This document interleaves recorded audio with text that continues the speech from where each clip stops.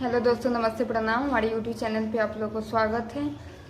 हम एक छोटा सा सोहर गीत गाने जा रहे हैं। आप लोग सुनिएगा, अच्छा लगे लाइक सब्सक्राइब कीजिएगा, कमेंट बॉक्स में ज़रूर बताइएगा गीत कैसा लगा। ए सासू बाझिन कहेलाई हमरा के, सासू बाझिन कहेलाई हमरा के, हमरा होए त ललन माँ दिखायब इनका, सासू होए त ललन माँ दिखायब इनका, सासू बाझिन कहेलाऊ हमरा के, सासू बाझिन कहेलाऊ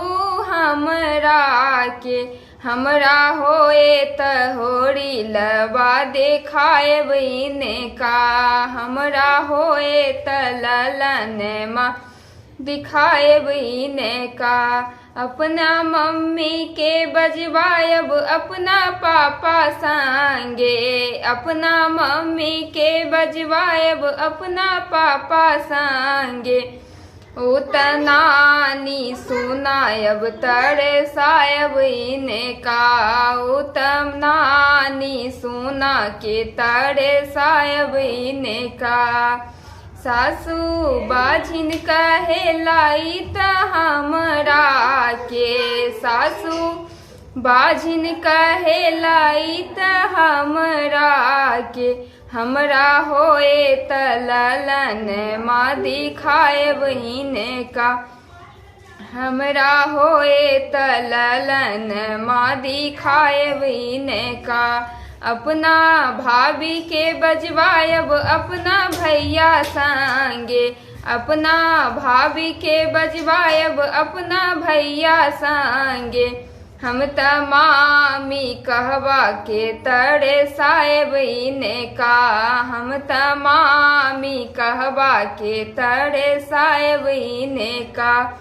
ए सासू बाझिन कहेलाई हमरा के, सासू बाझिन कहेला ई हमरा के, हमरा होए त ललन माँ दिखायब इनका, हमरा होए त ललन माँ दिखायब इनका, अपना बहन के बजवायब बहनोइया संगे, अपना बहनी के बजवायब बहनोइया संगे, उतमौसी कहवा के तरसायब इनका, उतमौसी सुना के तरसायब इनका,